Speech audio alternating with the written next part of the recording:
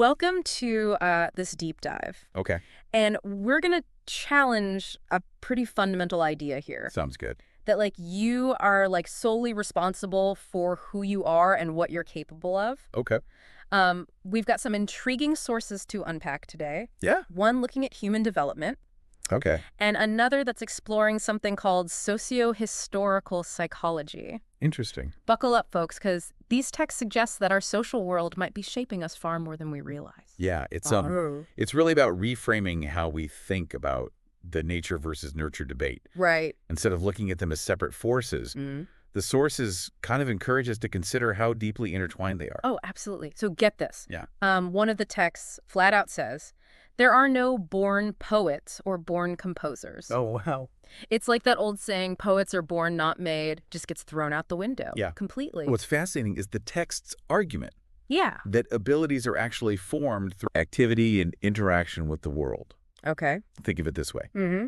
Every interaction, every experience, every bit of knowledge you absorb, Yeah. it's like a brushstroke on the canvas of your brain, Oh. shaping your psychological qualities. Oh, that's a really cool visual. Yeah. It kind of makes you think about everything that you've been exposed to in your life. Right. And how it's made you who you are today. Exactly. Yeah.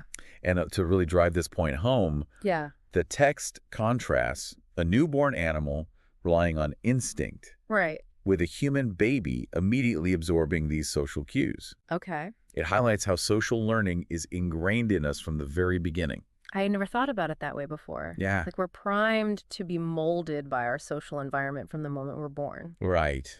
Really interesting. And then the text introduces this concept of activity Okay. being the real foundation of human consciousness. Oh, okay. It cites this psychologist named A.N. Leontiev, Mm-hmm. who argued that our consciousness isn't just This pre-programmed thing, right. but rather emerges from our active engagement with the world around us, I see. using tools and symbols that our culture provides. Okay, so instead of just like having thoughts and feelings in isolation, our very consciousness is a product of our interaction with the world and the culture we're a part of. Precisely. Wow. It's like our minds are constantly being sculpted by the activities we engage in, Right. the tools we use, the social practices we participate in. Totally. You know, think about something like learning a language. Yeah. You're not just memorizing words in a vacuum. Right. You're learning to communicate Yeah. and interact Right. within a specific social and cultural context. It makes total sense. Yeah. It's like even the way we think is influenced by the language we speak. Exactly. And the culture we're raised in. Right. It's mind-blowing. It really challenges that idea Yeah. of a fixed independent self, doesn't it? It does, yeah. This text actually pushes back against the notion Oh. of individuals being pitted against society, Yeah. arguing that our thoughts, our behaviors, and even our sense of self are deeply intertwined Okay. with the social systems we're a part of. So it's not like me versus society. It's more like me as a product of society. Exactly. Okay. And this is where the text gets even more interesting. Okay. It challenges the Freudian view, Oh, yeah. which often portrays society as inherently hostile to the individual. Oh, yeah. I remember learning about that in college. Yeah. It's like this constant battle between our primal desires and the restrictions of society. Right, but this text argues that that's kind of a misinterpretation. Oh. It suggests that Freud was mistaking the characteristics Okay. of specific, often oppressive societies for universal truths about human nature. So the individual versus society dynamic might look different depending on the specific social structures in place. Okay, that makes a lot of sense. And here's a really intriguing point. Yeah. The text emphasizes What? that even our most personal relationships and our very sense of self Yeah. are at their core Yeah. products of social relations. Okay.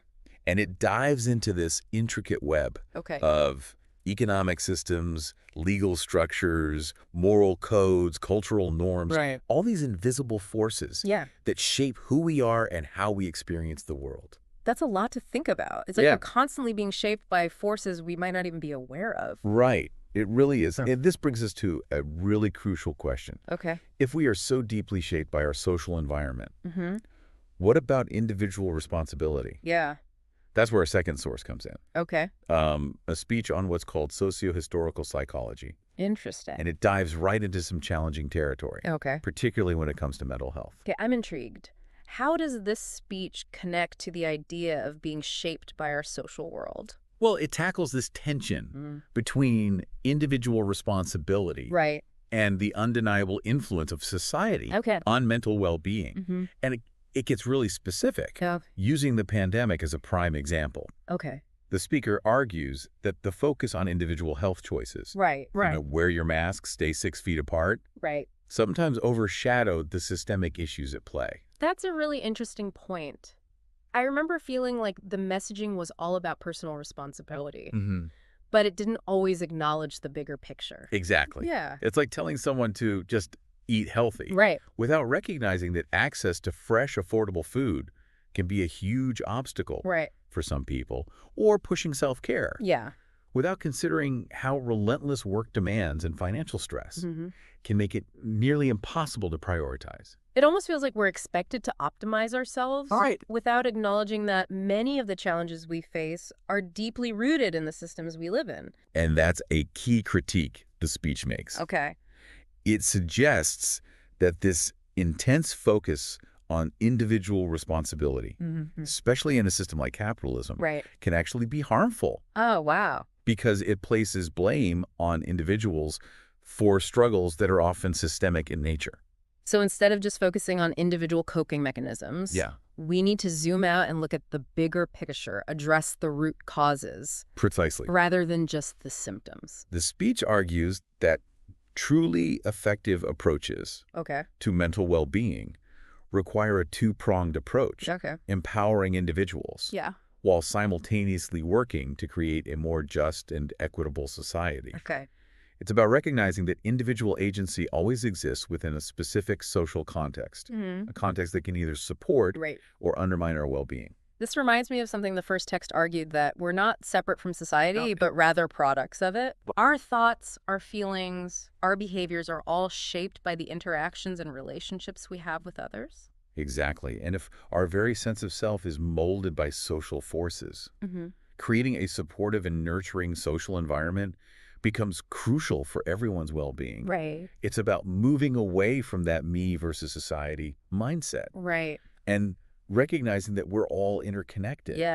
Our individual well-being is inextricably linked to the well-being of the collective. So mental health isn't just a personal struggle. It's a shared responsibility. Absolutely. And that realization opens up possibilities for more effective and sustainable solutions.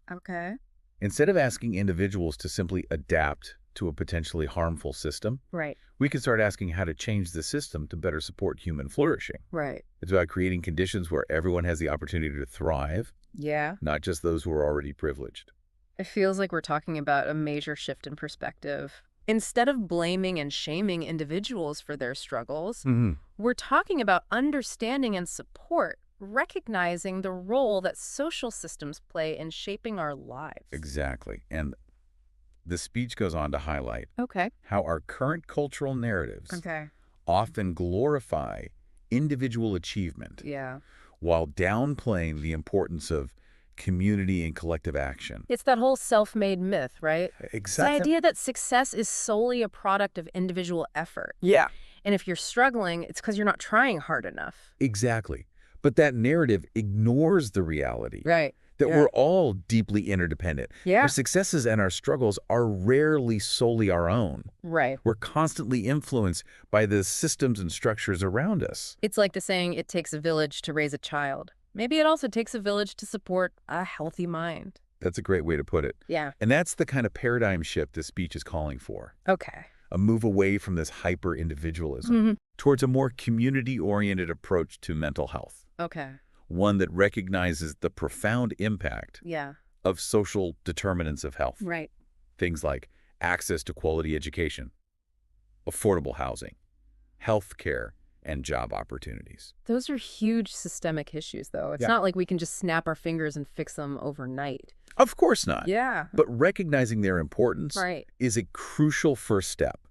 The speech is a call to action. Urging us to start working towards solutions. Even if they take time and sustained effort.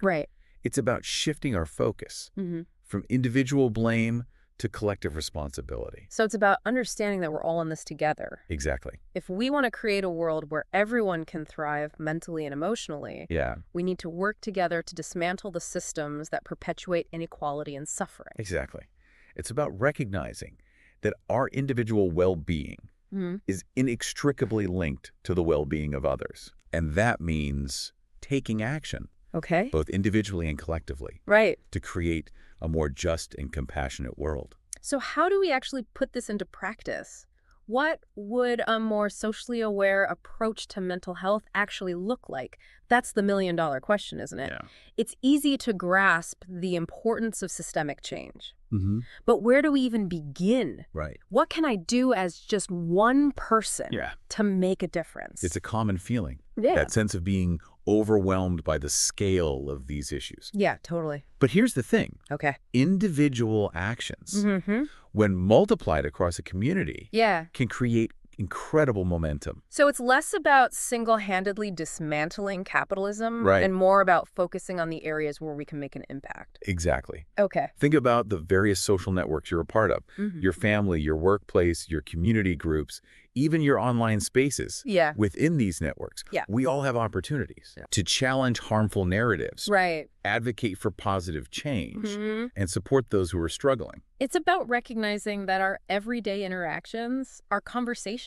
Exactly. Even our online posts can contribute to a larger shift in consciousness. Precisely. Okay. It might feel uncomfortable at times. Like having that difficult conversation with a relative who holds prejudiced beliefs or speaking up against discrimination you witness in your workplace. But those actions, even if they feel small, are crucial for shifting cultural norms and creating more inclusive environments. It sounds like it's less about being a perfect activist and more about consistently planting those seeds of change. That's a great way to put it. Right. And remember, we don't have to do everything perfectly. Right. It's okay to stumble, learn, and grow as we navigate these complex issues. Right. The important thing is to keep engaging, Yeah. keep learning, and keep pushing for a better world. Progress over perfection. Exactly. I like that. Yeah. So beyond these everyday interactions, what are some other ways we can contribute to a more mentally healthy society? The possibilities are vast, really.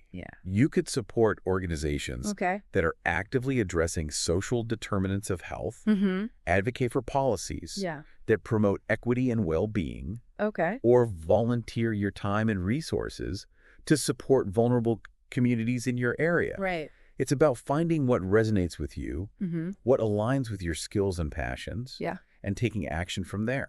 It makes me realize that creating change isn't just about grand gestures. Right. It's about finding our own unique ways to contribute, no matter how big or small they may seem. Absolutely. And in the midst of all this action, it's crucial to remember self-care. Oh, right. You can't pour from an empty cup, as they say. Right. It's about finding ways to nourish yourself, build resilience, and ensure you can show up for yourself and others in a sustainable way.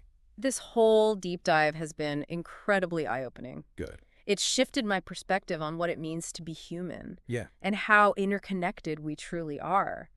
Our individual well-being is so deeply intertwined with our social fabric. Right. It's impossible to separate the two. I'm so glad to hear that. Yeah. And I think that's the most powerful takeaway from all of this. Okay. Recognizing that interconnectedness is the essential first step towards building a world where everyone has the opportunity to thrive. As we wrap up, Yeah. I want to leave you with the final thought. Okay. If our minds are truly shaped by the society we live in, what kind of society do we want to create? Right. What kind of world will foster well-being, connection, and the full blossoming of human potential? That's a profound question. It is. And it's one that each of us has a role in answering. Right. Both through our individual actions and through our collective efforts to build a more just and compassionate world. Thanks for joining us on this deep dive. Of course. We hope it sparked some new insights. Yeah. And inspired you to look at the connection between your inner world and the social world around you with fresh eyes. Absolutely. Until next time.